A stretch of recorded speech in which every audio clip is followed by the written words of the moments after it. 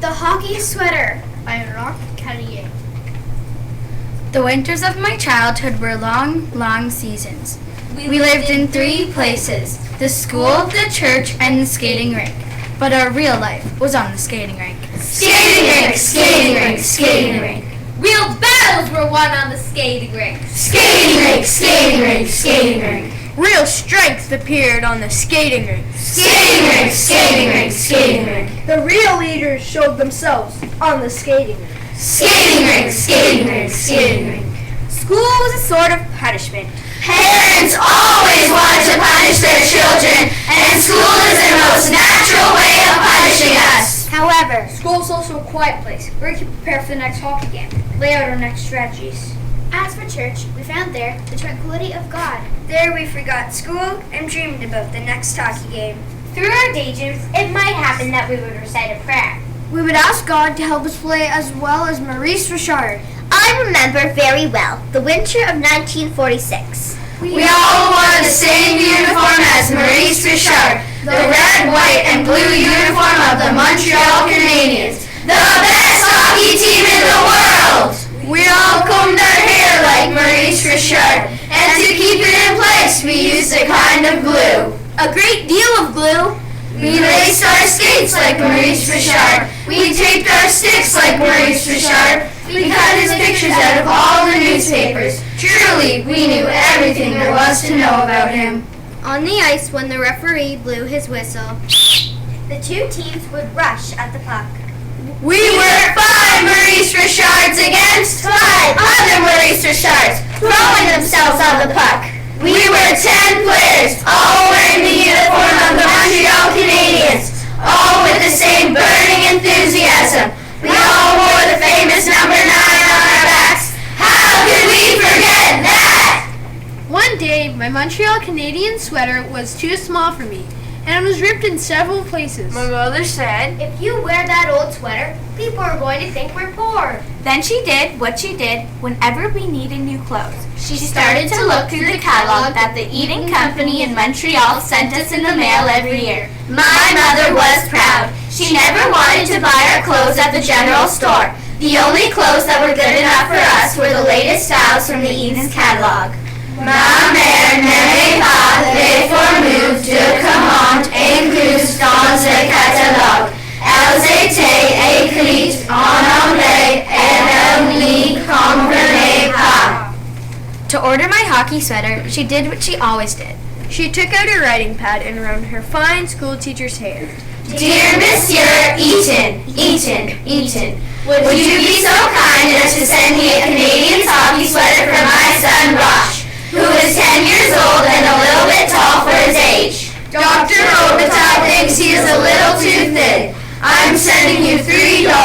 Please send me the change if there is any. I hope your packing will be better than it was last time. Monsieur Eaton answered my mother's letter promptly. 2 weeks later, we received the sweater. The sweater! That day, I had one of the greatest disappointments of my life. Instead of the red, white, and blue Montreal Canadiens sweater, Monsieur Eaton had sent the blue and white sweater of the Toronto Maple Leafs. The Toronto Maple Leafs! I had always worn the red, white, and blue sweater of the Montreal Canadiens. All my friends wore the red, white, and blue sweater. Never had anyone in my village worn the Toronto sweater. Besides, The Toronto team was always being beaten by the Canadiens. the Canadians. With tears in my eyes, I found the strength to say, I'll never wear that uniform. My boy, Said my mother. first you're going to try it on. If you make up your mind about something before you try it, you won't go very far in this life. My mother had pulled the blue and white Toronto Maple Leaf sweater over my head and put my arms into the sleeves. She pulled the sweater down and carefully smoothed the maple leaf right in the middle of my chest. I was crying. I can't wear that! Why not? This sweater is a perfect fit. Maurice Richard would never wear it. You're not Maurice Richard. Besides, it's not what you put on your back that matters. It's what you put inside your head. You'll never make me put my head to wear a Toronto Maple Leaf sweater. My mother sighed in despair. And explain to me. If you don't keep the sweater which fits you perfectly, I'll have to write to Monsieur Eden and explain that you don't want to wear the Toronto sweater. Monsieur Eaton comprend le français parfaitement. But he's English, and he's going to be insulted because he likes the make-believes. If he's insulted, do you think he'll be in any hurry to answer us? Spring will come before you play a single game. Just because you don't want to wear that nice blue sweater. So, I had to wear the Toronto Maple Leaf sweater. When I arrived at the skating rink in my blue sweater, All the Maurice shirts in Red, white, and blue Came one by one and looked at me. The referee blew his whistle.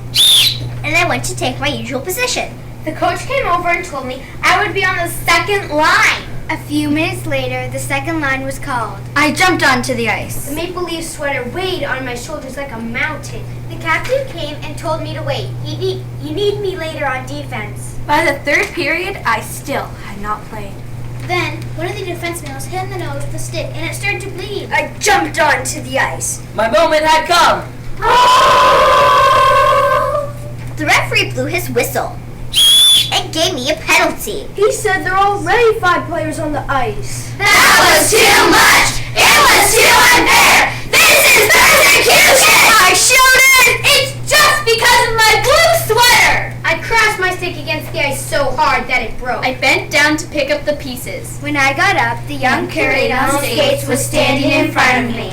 My child, He said, just because you're wearing a new Toronto Maple Leaf sweater, It doesn't mean you're going to make the laws around here. A good boy never loses his temper. Take off your skates and go to the church and ask God to forgive you. Wearing my maple leaf sweater, I went to the church where I prayed to God. I asked God to send me right away 100 million moths that would eat up my Toronto Maple Leaf sweater. Hello out there, we're on the air. It's hockey night tonight. Attention grows, the whistle blows, and the puck goes down the ice.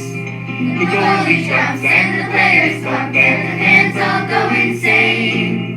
Someone roars, Bobby scores at the good old hockey game. Oh, the good old hockey game is the best game you can name. And the best game you can name is the good old hockey game.